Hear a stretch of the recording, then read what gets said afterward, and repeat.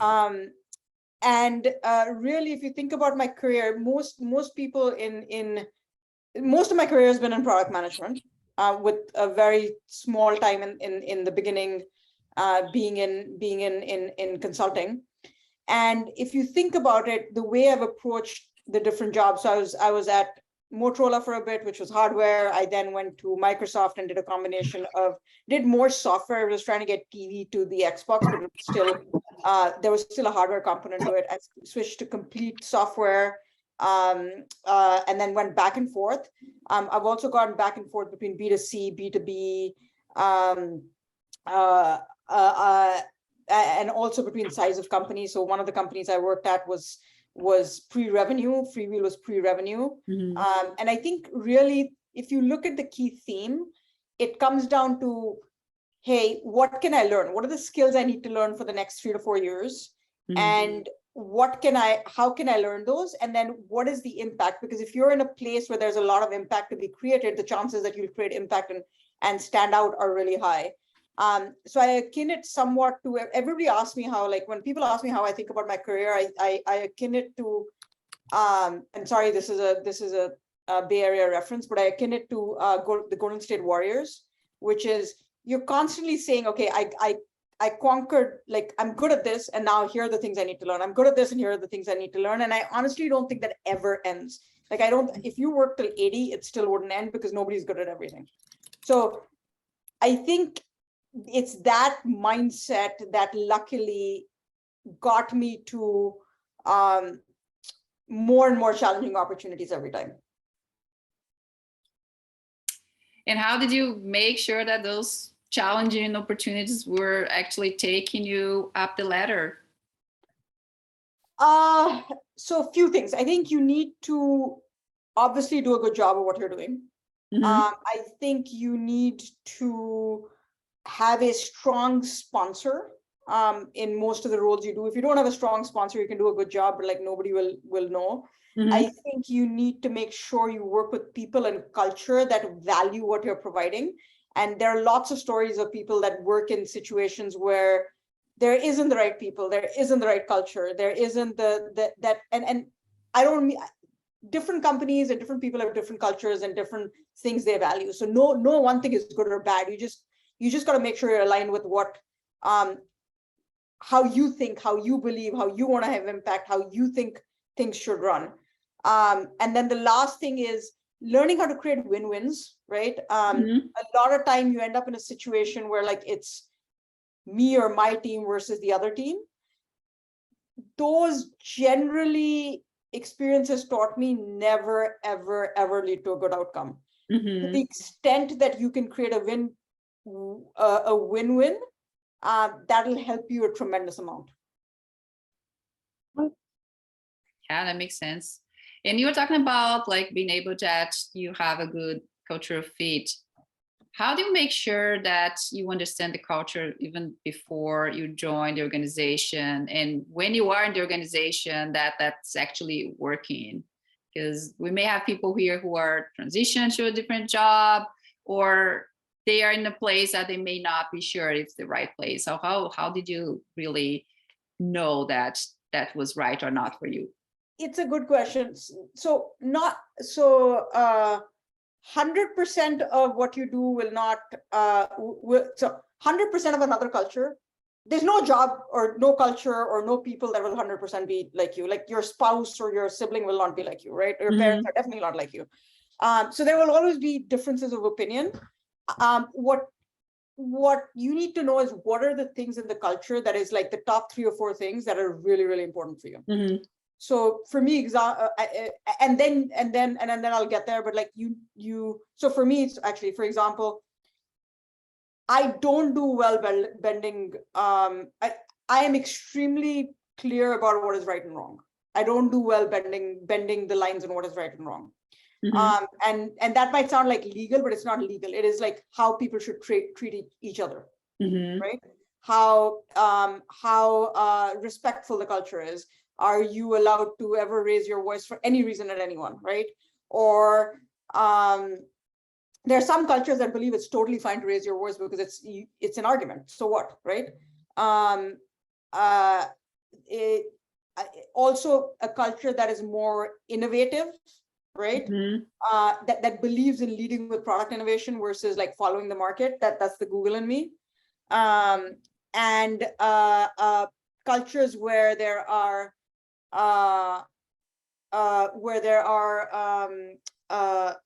where collaboration is valued versus individual silos. So for me, those are three very critical things. Okay. So you have to know what are the things that are super critical to you? How do you perform well? And then the way you know the culture, honestly, is like you talk to people in your interviews, you ask, you try, just like anyone you hire, like anyone who hires you would do blind references on you, backdoor references. You do backdoor references on the company, the team, and the culture, right? And then because you know not everything can line up, you hold those three things important, and then you sort of try to make yourself more malleable on the other things. Yeah, and there's a great question here about culture from Mark in the chat. So guys, feel free to put questions in the chat that I'll be taking them as we go to. So he's asking, how much personal alignment are you willing to take on as part of your growth process to find ways to complement the culture? How much personal alignment? Can you clarify what personal alignment means? How much am I willing to change? Exactly. Cultures, all cultures are imperfect, of course, in the sense that they're never going to perfectly align with anybody. And yeah, so, exactly. so part of the question is, it's a fine line between when you take on a role or an organization where the culture is something you can affiliate with, but maybe not totally align with, because you have to learn how to behave in a different way in order to actually complement, align with the culture. And that's a growth process. So how do you go about doing that? Does that help with the question? Yeah. So if you know what the non-gives are for you, and the non-gives are things that you just don't do well in. I think people paint it as this culture is good or this culture is bad. I really don't think that's the case. I've seen lots of different cultures succeed. It's what works for you, right? If you know what the non-gives are, and your non-gives can't be a list of 10 things or you'll never find a job, honestly. It can be a list, in my opinion, of like 2 to 5 things. Then I think on the rest, you have to learn to align. I'll give you a very concrete example of a very minor thing. So Chris Conover and I actually worked together at Google. And Google is a very, very informal culture where it's very, very bottoms up in how you, maybe not in our group, but like the group we worked on together, but still in general, very bottoms up. And very informal, like everybody walks in jeans and a t-shirt, and it's very bottoms up, and everybody has ideas, and a lot of ideas get funded. I moved to YouTube. I moved to Okta. Okta is a very formal culture. Everybody is very formally dressed. So I had to go buy a new wardrobe before I went to Okta, which I really, really honestly did, because when I went in for my interviews, I'm like, oh my God, my Google wardrobe is outdated. I had to learn that I have to be more top down and give more direction. The things that made me successful as a manager at Google, I bought a lot of goodness in, but not all of those things were okay. I actually had to learn how to be okay being top down, because the people that I hired on my team obviously were more aligned with me, which is innovation comes from bottoms up. But there are things where we made a decision as a C staff where I just have to tell them, sorry, this is the decision made in C staff. So I think your question is great, Mark. I think you have to identify the 3, like 2 to 5 things that you won't give on, and then you have to align to the rest.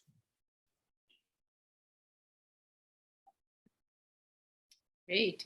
So what are the skills that were fundamental for you to get into the Chief Product Officer position?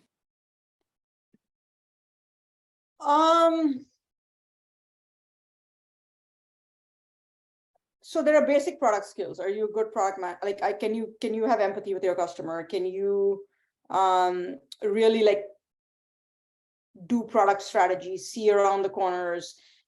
be able to figure out at a high level where the world is going. No one can figure it out at the detail level, etc. So that's one set, which I actually credit Google for helping me have honed that. I think the other is leadership skills. Can you motivate people? Can you work with your peers and motivate them? How good are you at influencing? People often think of leadership as direct reports.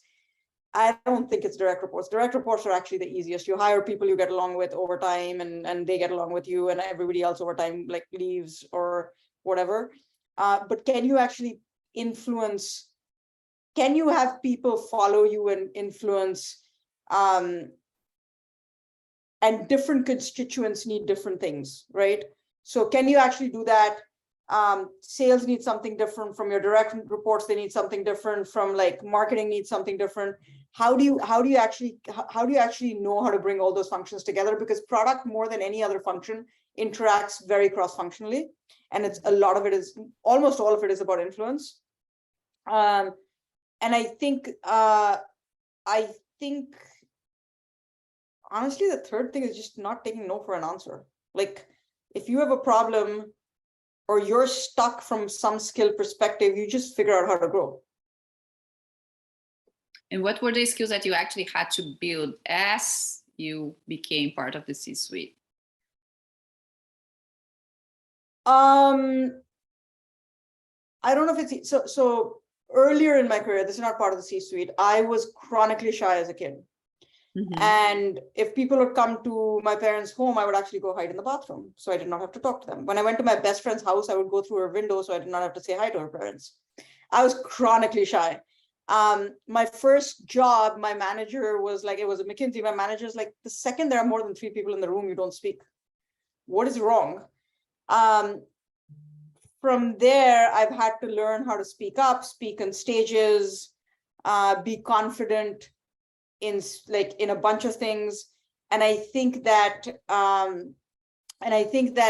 that's been you can't lead and you can't communicate if you're chronically shy, right? So I've had to overcome that. That's been super hard personally. There are times when I still fall back into it. Like, I just don't want to talk in a meeting. I just don't, even though I have an opinion. And you have to monitor that. I think other things in the C-suite, I have a style of argument. Maybe it's like my Indian upbringing as a woman in a small town. My style of arguing and getting to a problem is very, how shall I say this? It's more a line of questioning and inquiry rather than like, no, this is my opinion, right? It's more trying to get the other person there, which I don't think works in the C-suite because people don't have time. So you gotta be a little bit like, no, I disagree with you. And I've had to learn to do that. Lots of hard skills. You don't have to worry about what investors think. You don't have to worry about where the market is going. You don't have to worry about so many things. You don't have to worry about how to set up a recruiting team. You don't have to worry about like career ladders and performance. You don't have to worry about building a function. You don't have to worry about so all those things like that you get from being in the seat, I've learned.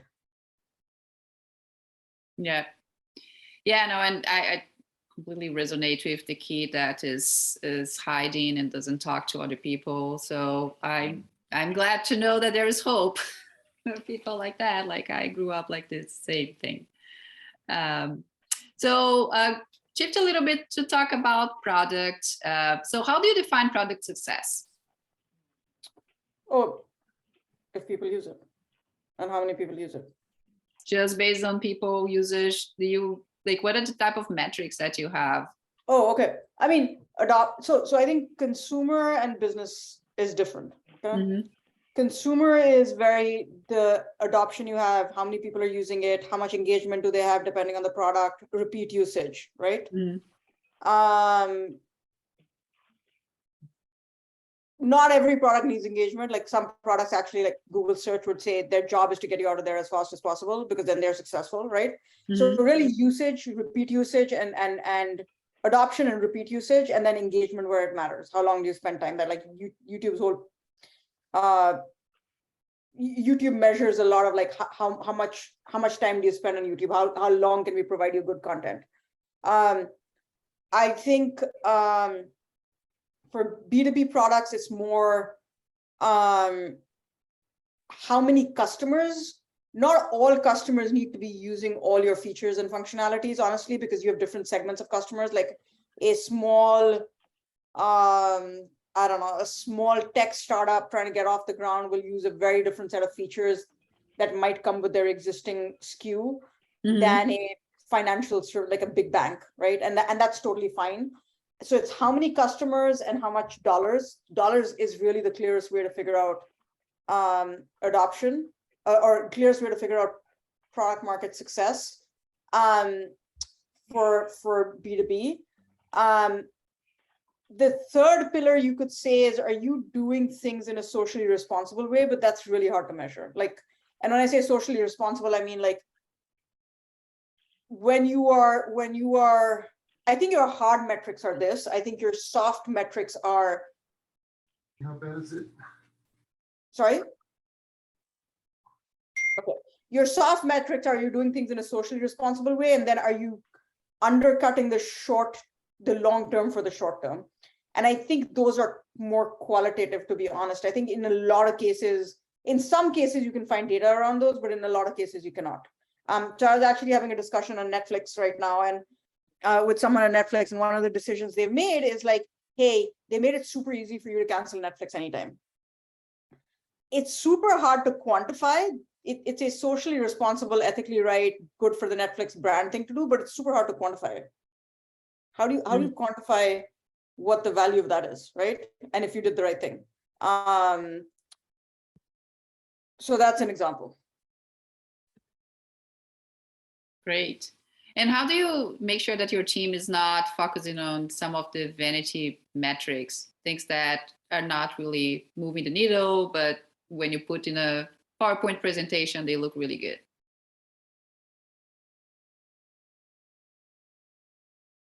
You got to know them. I mean, the most important thing as the product leader is you got to know the metrics that matter.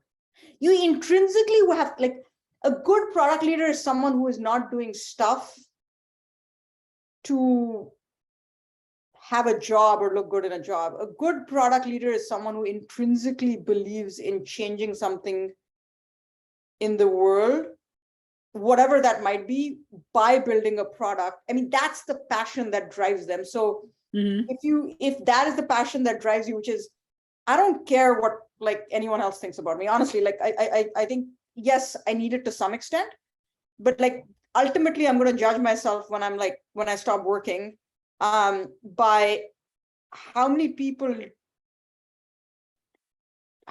lives did I impact, and in what way.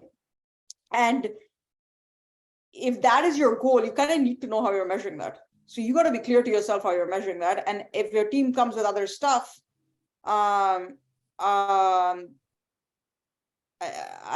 you should evaluate if it fits that or doesn't. Okay, so we have some questions here in the chat. So how to tell if it's a good time to switch roles? When you're not growing. If you're growing, stay in the role. So a couple of things. I think when you're not growing, and then there are times when you are growing, but there are people who I feel have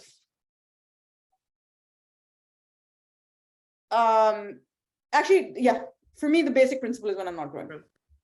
Yeah. That's awesome.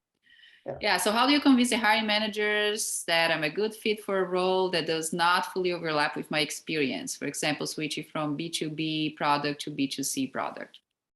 So what I would do there is couple of things. I think you may have to take a lower role if you want to make that transition. It does happen, okay?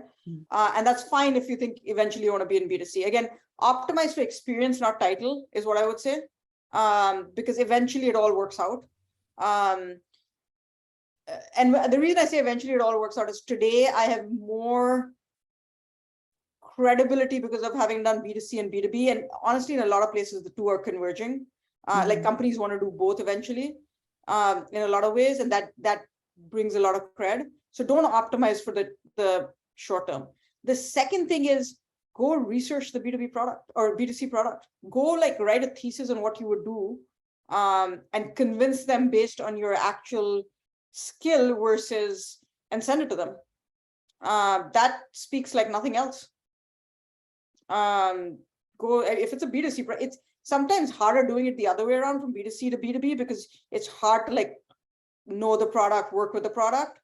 But like if you're going from B2B to B2C, just go figure out what you would do with the product, right? Like a 5-page paper and send it to them and said, here are the key things that I would do if I was the product manager for this product. Yeah, I really like the optimize for experience, not for title. I almost want to put that on my LinkedIn. Yeah, I mean, title is honestly, title is honestly meaningless, especially in the Bay Area. Is a senior product manager in a startup better than a senior product manager, better than a product manager at an Amazon?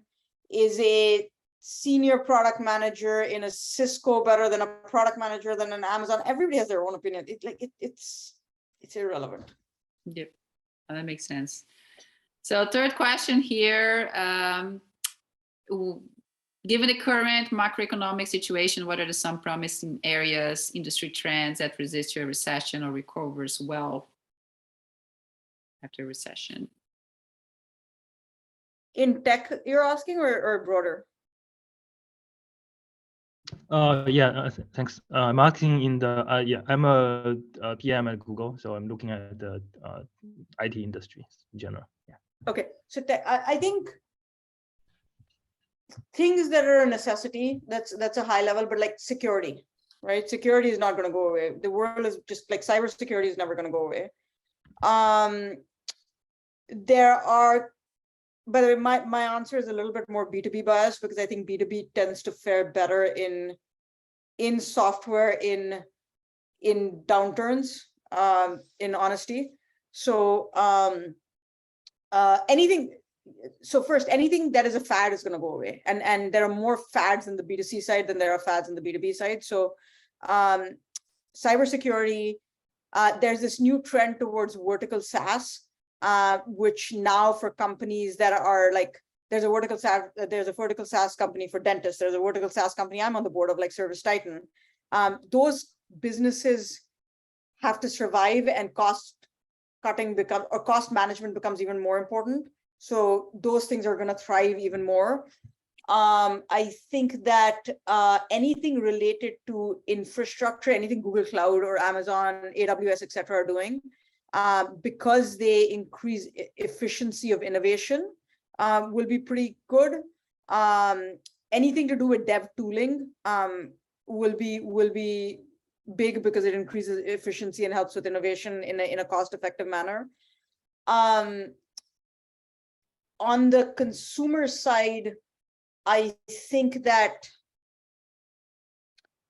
things that are critical, like health, fitness, right?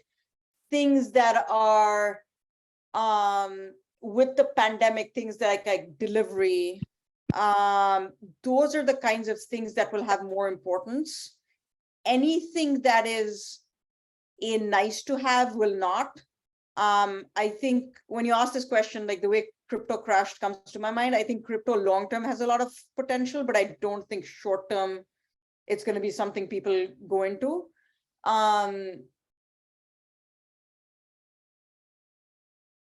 Yeah, that's what I would say about newer areas. Yeah, thanks. Yeah, I also align. I feel like automation in the SaaS area is going to be really helpful because it improves efficiency. So yeah, thank you. So Kevin, you have a long question here. Do you want to ask your question? Mute yourself. Yeah, sure. I mean, if you can get what I'm trying to say from it, it'll be helpful to have your perspective, or I can clarify for sure. Yeah, so you're talking about good practices in delivering to management expectations, especially since we're very close to them during a high growth stage right now, and also have a say in the team culture since we are going to be small now, but grow rapidly soon. How can I optimize my role in this position in a battery startup in the Bay Area? Yeah, sort of from the opposite end of your position, what are you expecting from people who are recent hires or new hires from the management level, say at an early stage? since you're given more responsibilities than at a bigger company where your systems are more structured, and now you have some more leeway in deciding how you would like to have your team culture set versus something that's more rigid. How big a company, Kevin? Just out of Say curiosity. 100 people. Okay. I think at any stage in any place, you want, what everybody wants is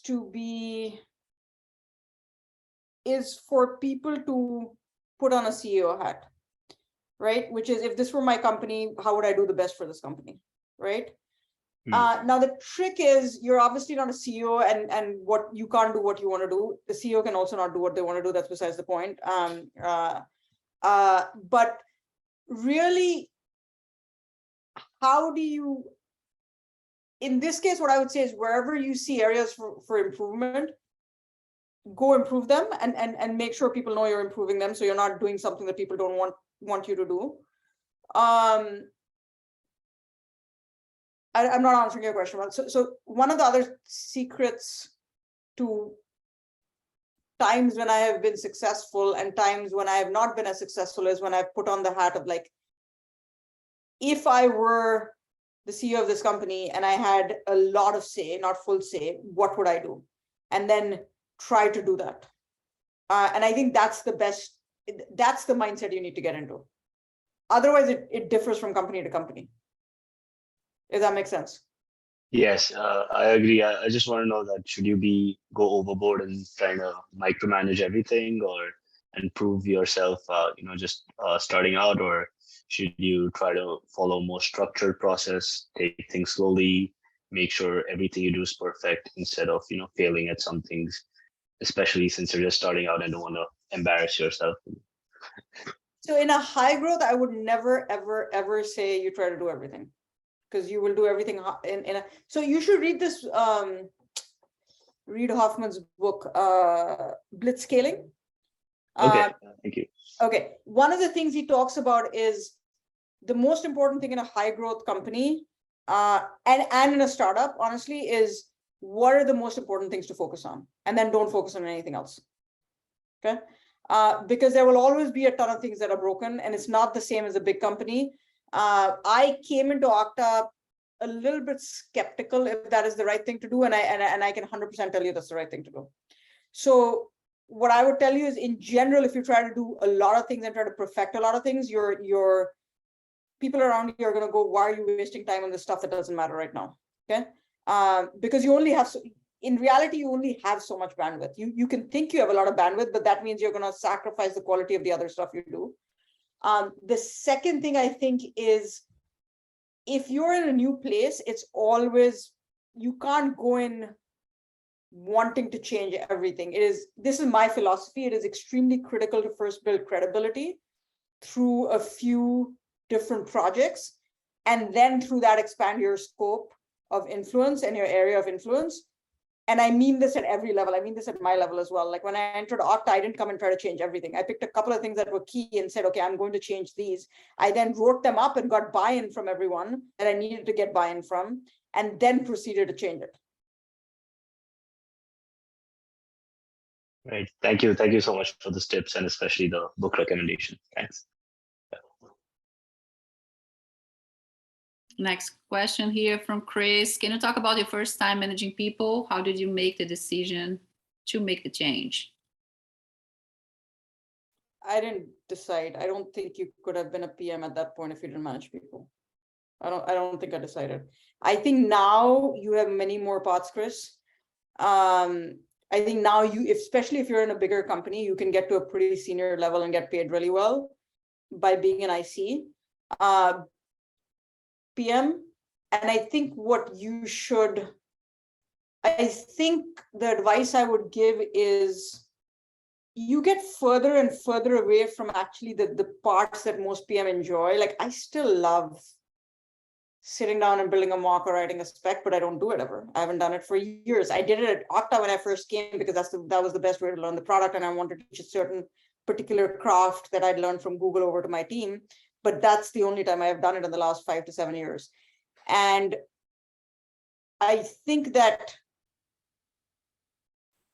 but you do get to coach a lot more. You do get to weigh in on strategy a lot more because you're not busy mocking and writing specs and dealing with engineers. I think the only way is to have a small team and try it. Like get a 1 or 2 person team and see if you enjoy it. Become a mentor. If you can, see if you enjoy it. I don't know if there's a right answer. I don't know if there's any other way. And I don't think you should get pressurized by, hey, you have to become a manager anymore. I don't think that's true. Cool, thanks. Out of curiosity, was your first time managing as a PM? Were you managing like design team engineers or just other PMs? Like how that? Yeah, first was managing like 2 or 3 PMs at Freewheel. Then it became a team of 10, right? Okay. Then I moved to Google, and then I was an ICPM again. Then it became a team of 3. Then it became a team of 10. Then it became a team of 0 again. Then it became at YouTube a team of 60. So it was all over the place. Okay, but it sounds like you always had multiple people reporting to you to like calibrate as a manager, right? I've heard of some instances where people have 1 report or something like that. And they're kind of like, am I a bad manager? Are things just not going well? You know? I would try to do a couple, not because of that particular thing. I would try to do a couple because your job, you want to do enough, you want to have enough people under you that you're doing at least 50% management and 50% IC. With 1 person, you're really doing 80%, 90%, 80%, 70, 80% IC and 20, 30% management. And I don't know if that'll give you a flavor. Makes sense. So what Cool. used to be the GPM role, or like, sorry, the SPM role where you have a couple of like, as 2 or 3 direct reports, that I think is the sweet spot for figuring it out. Got it. Makes sense. Thank you. There's a question from Catherine. What do you do, read on a daily basis to hone or upgrade your skill set?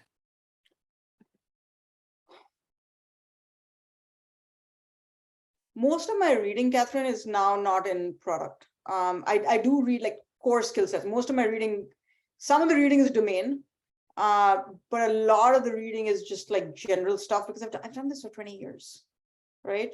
So it's doing that is going to help me learn in different situations. It's not reading that's going to help me learn.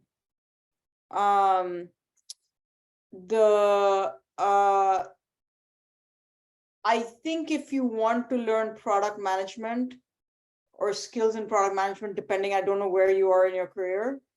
I forget the names. There's like Silicon Valley Product Group that has a lot of good articles. There's recently, what's his name? He's an ex-Googler who's writing a bunch of really good articles. I forget his name. I can get a couple of names to you. There are a couple of people that actually do a lot of good articles in product management. However, I will say this: the best way to learn solid product management is to get into one of these companies that has perfected this craft and learn from there. So Google, Facebook, AWS, Amazon/AWS. Even Microsoft, to be honest, like a lot of people say they're old school, but their product management is really, really strong. Apple, I firmly believe that, like, and maybe this is my path, so I've been biased, like, you learn from other people and you learn from the culture here, and more than reading anything. Great. This is a question from Deepak. What is your advice when looking for a sponsor? Yeah, Shreyas. Yes, Shreyas was the one. Yes, thanks, Connor. Shreyas, I can't even remember his last name now, and I know him so well. Perfect. Thank you. And then there's another guy from Airbnb, if you know him by any chance. He's also pretty good. Deepak, I don't think you can look for a sponsor. I think a sponsor happens when you work with people and they just believe in you and it clicks. So the best thing to do for a sponsor is basically what I'm saying. Do a great job, be in an area where there's high impact. If you are working on something that's high impact, you'll get the visibility to senior people, right? If you're working on something that doesn't matter to a company, you're not going to get the visibility. and then always aim for growth so that you stand out. I don't know if you can go to someone and say, be my sponsor. You know what I mean? Like that's super hard. No, that makes sense. I think it has to be more organic. So yeah, and it's only gonna have like people, a sponsor is a big, like if people are recommending you and opening doors for you, they have to, like, they're putting their credibility and sometimes even their job on the line. So they have to like really know you. makes sense. Thank you, Diya. Yep.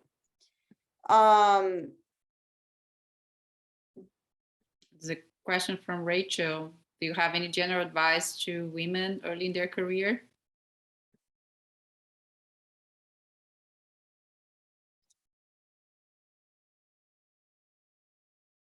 I don't know if this is woman specific. I think it is, but I'm not sure. I think it applies to a bunch of men as well. A lot of people don't. Okay, so one, you have to fail to succeed. You have to fail to grow. If you're not failing, you are not doing stuff where you're growing. It's just as simple, because if you're doing stuff that's really hard, there are times you're going to succeed and times you're going to fail. So that's okay. It's not the end of the world, especially early in your career. As long as the times you succeed is like you succeed 2/3 of the time and you fail 1/3 of the time, it's fine. And you can't let your failures define you. You can't let it, like, you're trying something hard. I think the second thing is don't overthink a situation. Have a framework. Like my clear framework is impact, growth, people, right? And if it fits that criteria, just go do it. Don't overthink. Is it right for me? Is it not right for me? I think don't sit back from a situation. And then the third thing that I've seen between women and men, but it has never played out well for me. And I don't know if it's a woman thing or it's a skill thing, is men tend to ask for what they want and it works. For me, it's never worked to ask for what I want. It has to organically develop. I don't know if that's me or woman or what. I've never naturally been able to do it. And it has never, and even the couple of times I've tried, it just doesn't work. It never works. So I don't know. I don't know if that's me, but people say that's a woman man thing. Have you faced any challenges as being a woman in the C-suite?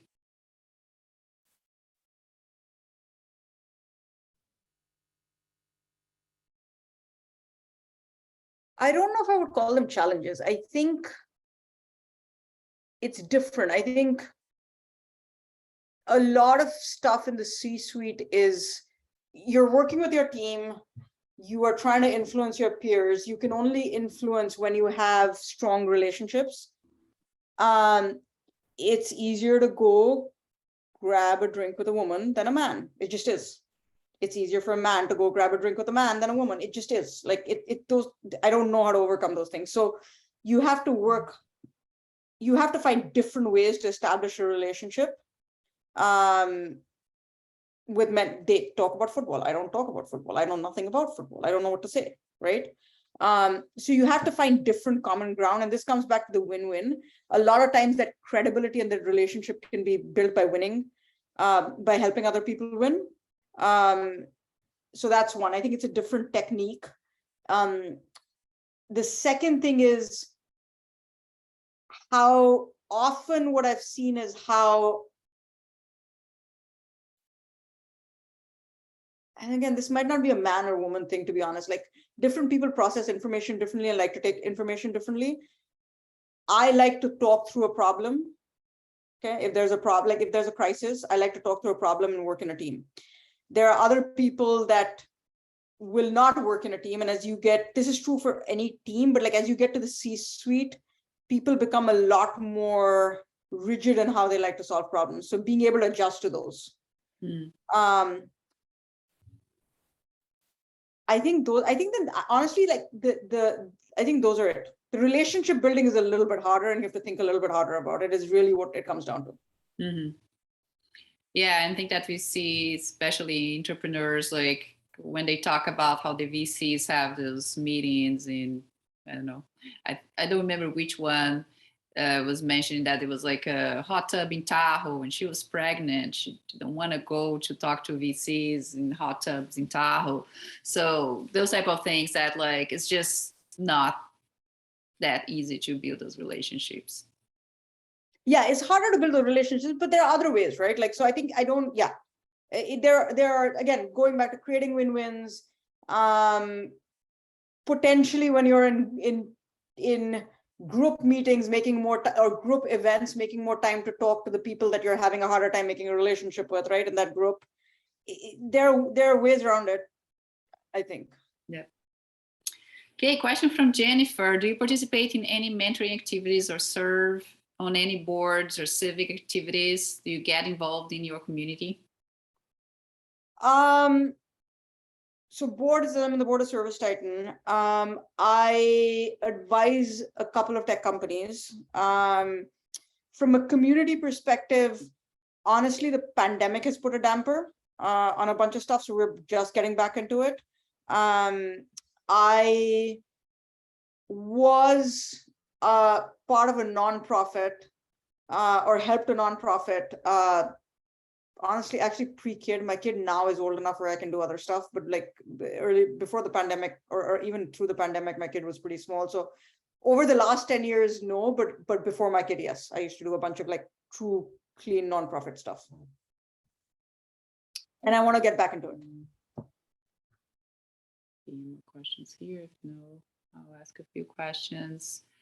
So how do you know when to pivot if a product that your team launched is not producing the expected results? And conversely, how do you know when to double down on products that are exceeding the expectations?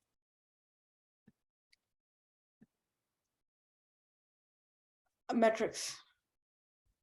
I think there is a charm to saying, let's experiment, iterate, let's experiment, iterate. But over like 12-month horizons, 18-month horizons, 24-month horizons, you need, just like with a business, how do you know if a business is succeeding or not? You need to have some metrics.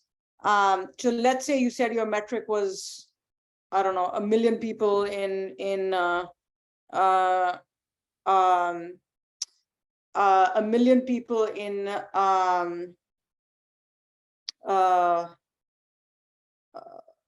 18 months, and you get to 18 months and you're at like 400,000 people, 400,000 people.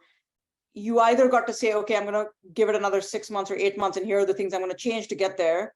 Or you got to say, no, my market size is different and I'm changing my goals, and here's why it's okay. Or you got to say, this is not working at that point. So being true to metrics. Just that, let the data talk. Yep. So you mentioned two different aspects in the beginning about like how when you were at Google, the culture is more like bottoms up. So innovation would flow more, and now in a culture more top down. So how do you make sure that your team continue to innovate, and also that they are able to really challenge your thoughts to make sure that you are able to make better decisions?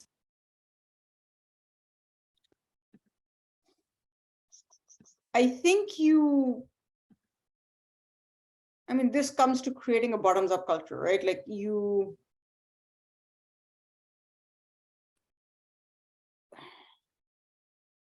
actually, the approach to problem solving, and I missed this about Google actually, should not be who's right?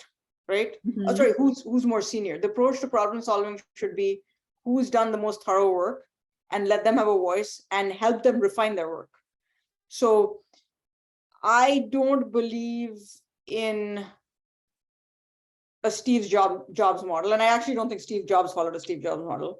I believe in innovation comes from multiple people ideating on something a lot, okay, and coming together. So I don't believe that there's one amazing visionary that can predict the future. Maybe Steve Jobs was the only one. I don't know. So really it comes down to, if you know that and you get into the mindset of, I am trying to solve, we are all collectively trying to solve this problem, and get into the mindset of, this is the collective problem to solve, then I think what you do is you nominate someone or somebody nominates themselves to say, here's how I would solve the problem. And then you get into the mindset of like, okay, how do we refine this? Does that make sense? Yep. Okay. There's a question here about what's the outlook on the future of work in terms of hybrid or remote? What are your thoughts on that? Man, that's a hard one. I think different companies will do different things. I do think that pure hybrid makes it very hard to have a strong culture. I've known companies that have done it, to be honest. But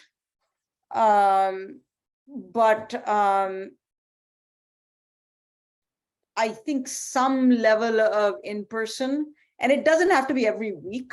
It could be a week, a month, right?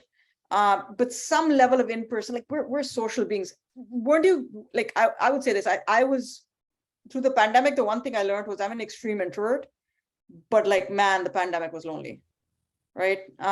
So even I needed people. And I needed to sit across from people, and you don't realize that when you're on Zoom. When you finally meet people in person, you realize that. So I think it will be a hybrid model, but not necessarily hybrid defined as 2 weeks and 2 days in the office and 3 days at home. I think it will be a hybrid model that is a little more flexible. Let's get the team together for a week every 6 weeks or 4 weeks, and everybody can live wherever they want. Kind of situation. That is my guess, but I don't know. Yeah, I feel that most of the discussions are based on the amount of days. I personally think that should be more about the type of activities that you should be doing as a team in person versus the type of activities you could be doing by yourself at home. But actually, it's probably even better for you to be by yourself. And most of the articles that I read are about like 2 days, 3 days, a week. It shouldn't be about the time, at least. That's how I think about it. Yeah, they're an attempt. I think we've had a lot. So Okta moved from remote to dynamic right before the pandemic hit. We announced it in literally Feb. And we said over the next year, we're going to move to like dynamic, which meant you could come in, you could go out as you pleased, and you could live anywhere. And I think the things we've discovered is because we've grown very fast and we've hired a lot of new people, it gets really hard. Like work gets done, but it gets really hard to communicate your culture and have that feeling that you are part of the company versus you're a consultant doing the job, or you're like a freelancer doing the job, especially as you get more and more junior and you have like a task to do. So I think to your point, how do you build enough time together that you don't have that feeling? Yeah. Yeah, and aligned to this remote office. So what does work-life balance mean to you? And is this something that you prioritize? Yes. So I forget what this book is.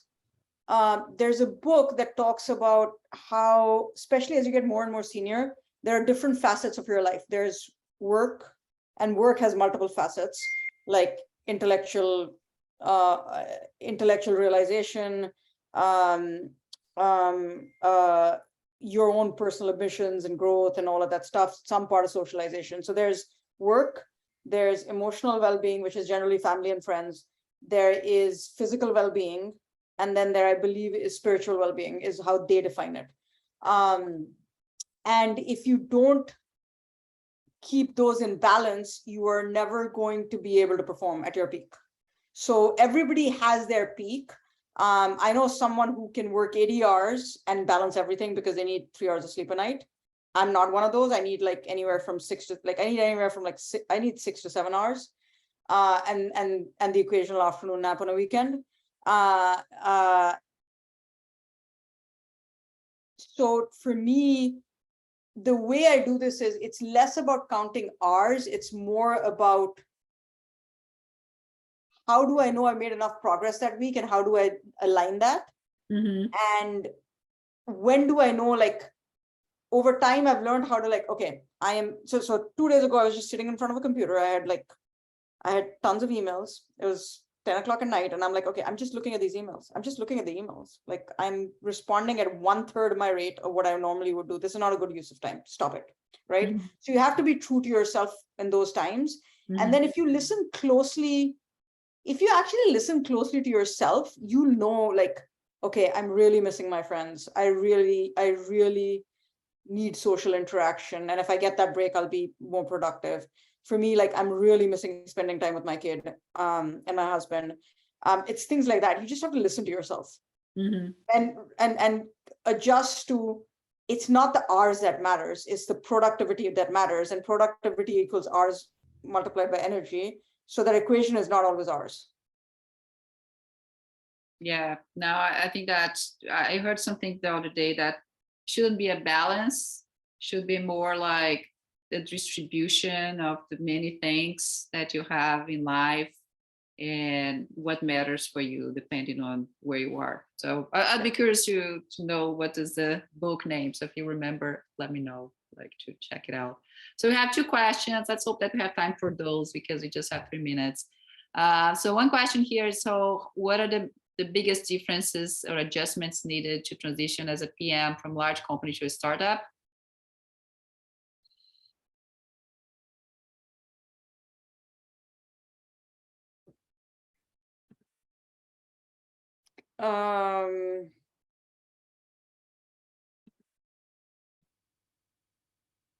More chaos, more pivots. I don't mean this badly, but in a small company, you are constantly, in a larger company, you can say, this is my, here's my strategy, here's what I'm building, here are the phases, here's who I need, here's how much I need. In a smaller company, again, depends on where. Series C is still small.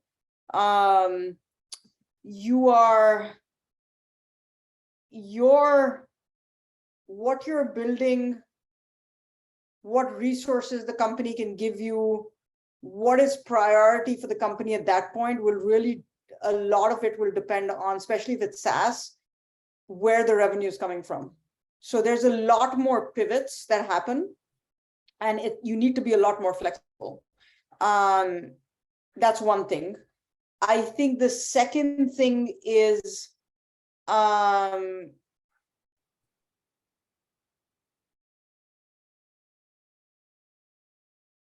let me give you an example. So at Freewheel, we started going on a path where we wanted a second product. It was a second product that I was launching. I had sold it to the board. And then we discovered that we got a massive customer on our first product, but they wanted a bunch of stuff built. We had to basically significantly delay the second product. But that was the right thing to do for the company. So you get impacted by those things a lot more, whereas in a big company like a Google, you never would, because each division is different and they have more, like, there's more space in the system to handle these unexpected things because you're not cost constrained. The other thing I would say is, one of the hardest jobs being a PM in a startup, you have a lot more independence as a PM in a big company to carve out your own vision, carve out your own path. In a smaller company, the product is the company, right? So the CEO, the CPO, or the head of product is a lot more involved in what you're doing and guiding what you're doing. The good there is you can learn a lot from those people. Like, I learned a lot of very strong product chops at Freewheel. It's Freewheel and Google that taught me about strong product chops. But you have less independence, in all honesty. I think some of you that are in big companies would say you don't have a lot of independence in big companies, very good, because you got to align so many groups, etc. That is true, and they impact your product strategy. That is true. Having said that, you're still deciding what trade-offs to make between those groups, like what you'll accept and what you won't accept to a very large extent. I don't think the core skill sets are different, guys. I think the core skill sets are you work on listening to customers and launching stuff.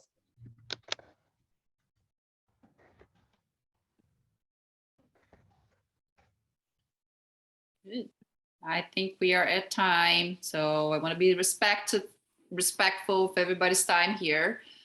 Thank you, everyone who joined. I think that this was the most interactive session that we had so far. Thanks for all the questions and for really bringing up your challenges. And Diya, thank you for like really keeping up with us here and just helping everybody with all their questions. Thank you all and have a great weekend. Thank you for having me. Thank you.